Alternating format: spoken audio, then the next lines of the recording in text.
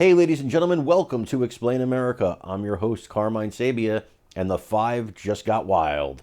Before we get started, folks, please make sure you like, comment, share, and subscribe. I know I ask it all the time, but it really does help our channel grow, and it helps us to keep spreading the conservative message. We do so much appreciate it, so thank you for doing that. So Jeanine Pirro, you know her. She's never going to back down from anybody, right? Well, her liberal co-host on The Five, Jessica Tarlov, took issue with the whistleblowers in the Hunter Biden-Joe Biden investigation. You know, the IRS whistleblowers who came forward to say that the Department of Justice and top people at the Department of Justice stepped in to get the case to move favorably towards Hunter Biden, help him get that sweetheart deal that he got in the plea agreement. But Jeanine Pirro didn't stop. She was hammering her with questions about these whistleblowers, and Tarlov did not want to let her speak. Pirro still got her point across, though. Let's take a look. Let's go back to yet another dichotomy where we've got these two whistleblowers. One is a high-level career IRS agent. The other, and this individual has spent years in the criminal investigations. And then we've got a second whistleblower, and neither of them has a political axe to grind. They talk about Rob Walker, the guy who set up the LLCs, saying that Joe Biden actually made an appearance at a meeting with Hunter, and that Walker and the others set up the deal with the Chinese energy conglomerate CEFC. And then we've got Bobolinsky, who has already told us, that a Navy lieutenant retired, that Joe Biden came into another meeting with Hunter and the Chinese, and specifically that there was money, a percentage put aside for the big guy was held, quote, separately with the association hidden. Who do you believe there? Big if true.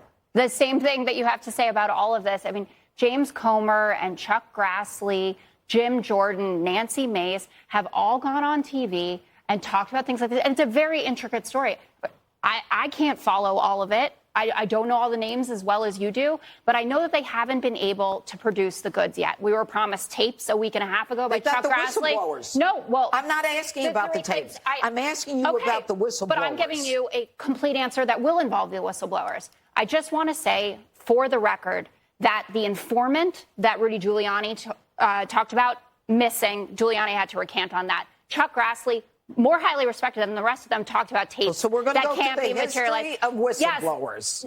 So let's get to Gary Shapley, one of your whistleblowers, the career guy. There are three core claims that he made about what went on that have already been refuted. First and foremost, he said that Garland lied to Congress, saying that Weiss had total authority. Well, he did. I just told you he did.